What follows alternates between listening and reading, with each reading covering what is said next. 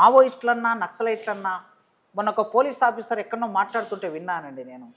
Maoist party గురించి మాట్లాడుతున్నారంటే, నిషేధిత పార్టీ గురించి మాట్లాడుతున్నారంటే మీరు కూడా నేరం చేసిన వాళ్ళే అవుతారని మాట్లాడారు. ఆయన అంత పెద్ద పోలీస్ ఆఫీసర్, భారత రాజ్యాంగం తెలిసిన పోలీస్ ఆఫీసర్, రిటైర్డ్ అయిన పోలీస్ ఆఫీసర్, ఎన్నికల్లో పోటీ చేసి ఓడిపోయిన పోలీస్ ఆఫీసర్, ఆయన ఇలా మాట్లాడుతున్నాడు. ఇప్పుడు నేను మాట్లాడేది కూడా ఆయనకు తప్పుగా అనిపించవచ్చు, కానీ సత్యాన్ని మాట్లాడటం అనేది ఎవరికైనా తప్పుగా అనిపిస్తే మనం వెనకంజ వేయాల్సిన అవసరం లేదు. హెడ్మా ఈ దేశంలో ఆ సంపదను రక్షించడానికి పోరాటం చేశాడు. మీరు ఇంత దుర్మార్గుడిగా హిడ్మాని ఎంత ప్రయత్నం చేసి చెప్పాలనుకున్నా, 70 మందిని చంపాడు, 80 మందిని చంపాడు, 20 మందిని చంపాడు అని ఎంత ప్రచారం చేసినా కూడా ఎందుకోసం చంపాడు అనే ప్రశ్న వస్తుంది సహజంగా. అవును, వస్తుంది. ఎందుకోసం చంపాడు హిడ్మా? తన తల్లికి డబ్బులు తెచ్చేయడానికి చంపాడా? తను ఇల్లు కట్టుకోవడానికి చంపాడా? లేకపోతే తను భూములు కొనుక్కోవడానికి చంపాడా? తన పిల్లల్ని విదేశాల్లో చదివించుకోవడానికి చంపాడా అనే ప్రశ్న వస్తుంది. పోలీసులు అడవిలోకి ఎందుకు వెళ్ళారనే ప్రశ్న వస్తుంది. ఇన్ని ప్రశ్నలు వచ్చినప్పుడు ఈ ప్రశ్నలన్నిటికీ సమాధానం వెతుక్కోలేనంత అమాయకులు కాదు కదా ఇప్పుడు మీరన్న జంజీ తరం. ప్రతి ప్రశ్నకి సమాధానం వెతుక్కునే శక్తి ఉంది వాళ్ళకి, ఆలోచన ఉంది వాళ్ళకి. వాళ్ళు రోడ్డు మీదకి వచ్చి పాలకులు చేస్తున్న దుర్మార్గానికి వ్యతిరేకంగా పోరాటం చేయకపోవచ్చు, కానీ ఎవరైనా అలాంటి పోరాటం చేస్తే ఆ పోరాటం చేసిన వాళ్ళని ప్రేమించడం అనేది సహజంగా చేస్తారు. చెగువేరా మన దేశం కాదు, క్యూబా, ఎక్కడో క్యూబా దేశాన్ని క్యూబాను విముక్తి చేశాడు ఆయన.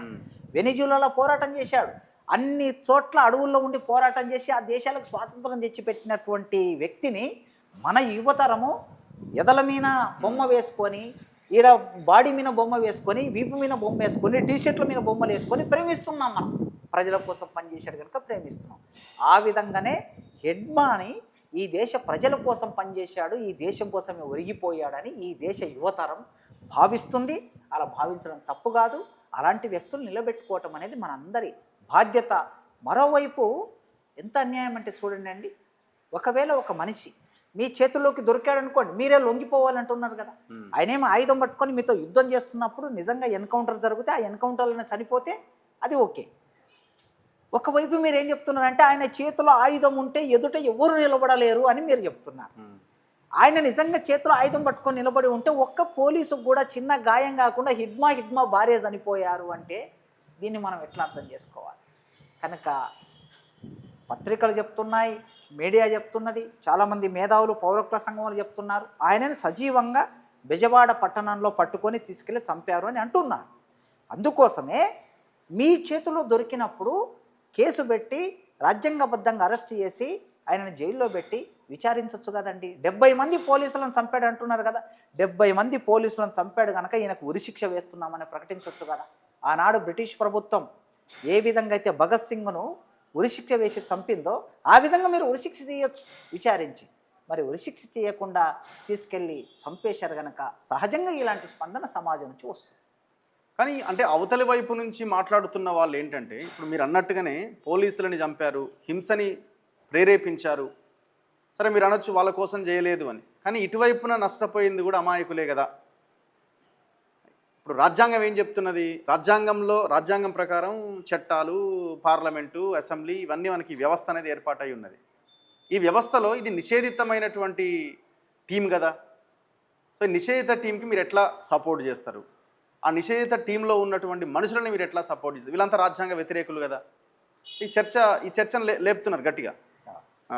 అయితే ఇప్పుడు మావోయిస్టు పార్టీ నిషేధిత పార్టీ, దాంట్లో డౌట్ లేదు ఎవరికి, దేశం అంతా తెలుసు. అయితే నిషేధిత పార్టీ ఒకప్పుడు ఆర్ఎస్ఎస్ నిషేధిత సంస్థ, గాంధీని చంపగానే నిషేధిత సంస్థ, ఎమర్జెన్సీ టైంలో నిషేధిత సంస్థ. నిషేధం ఉన్నప్పుడు దాంట్లో అద్వానీ గారు పనిచేశారు, దాంట్లో వాజ్పేయి గారు పనిచేశారు. ఇవాళ మంత్రులుగా, ప్రధానమంత్రులుగా, దేశ మంత్రులుగా ఉన్న వాళ్ళందరూ పనిచేశారు. వాళ్ళందరూ నిషేధం ఉన్నప్పుడు కూడా అందులో తమ సంస్థ కోసం మాట్లాడారు. అంటే రాజకీయంగా నిషేధం విధించారని అంటారు, పొలిటికల్ కుట్ర ఉంది అని అంటారు. సరిగ్గా ఇక్కడ కూడా ఇది కూడా రాజకీయం. మావోయిస్టు పార్టీ ఒక రాజకీయ వ్యవస్థ, అది ఒక రాజకీయ పార్టీ. తాను ఎన్నుకున్న పద్ధతి పట్ల మీకు నాకు ఏకీభావం ఉండొచ్చు, ఉండకపోవచ్చు. మావోయిస్టు పార్టీ ఒక సాయుధ పోరాటం ఎన్నుకున్నది, ఈ రాజ్యాంగానికి వ్యతిరేకంగా పనిచేస్తున్నారు. పనిచేసేటటువంటి హక్కు ప్రకారం వాళ్ళు పనిచేస్తున్నారు. వాళ్ళు నిర్ణయించుకున్నారు. రాజ్యాంగబద్ధమైన హక్కు ఉండకపోవచ్చు. నిర్ణయించుకున్నటువంటి వాళ్ళు ఎవరి కోసం పనిచేస్తున్నారు అనేది ప్రశ్న. ఇక్కడ నిషేధం ఉండటం ఉండకపోవటం అనే దానికన్నా వాళ్ళు చేస్తున్న పని విదేశాల కోసం, ఉదాహరణకి ఒక ఉగ్రవాద సంస్థ ఉందనుకోండి. ఉమ్, ఉగ్రవాద సంస్థ జమ్మూ కాశ్మీర్లోనో లేకపోతే ఇంకో చోటో ఒక పెట్టుకొని వాళ్ళు పని విధానం చేస్తున్నప్పుడు చాలా సందర్భాల్లో పాకిస్తాన్ ప్రేరేపించినటువంటి వాళ్ళు ఈ ఉగ్రవాద సంస్థ వచ్చి దాడులు చేస్తుందని చెప్తూ ఉన్నారు. ఉమ్, అంటే వీళ్ళు ఎవరి కోసం పనిచేస్తున్నారు? పాకిస్తాన్ కోసం పనిచేస్తున్నారు అనే ఒక అభిప్రాయాన్ని ఉమ్, సమాజంలో ఉంది. అందుకోసం వీళ్ళు పని చేసేది పాకిస్తాన్ కోసం కనుక వాడు చేసే పని తప్పు.